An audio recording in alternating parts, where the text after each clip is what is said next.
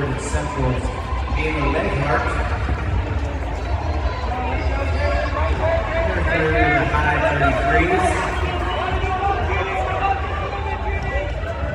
Addison Long in there as well. Kate Hamlin of Eastern, Caitlin Hall of Lafayette, and Candace Gunn of Marshall County.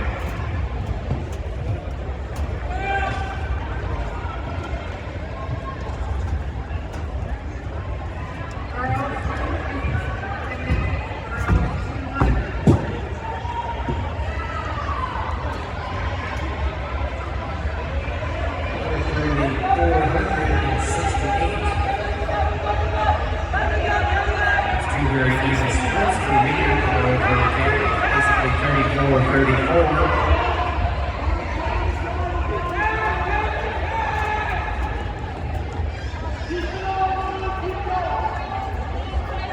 It certainly spread out the field.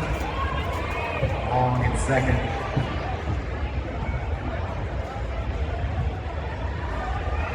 And it is Kate Hamill of Eastern leading the chase route.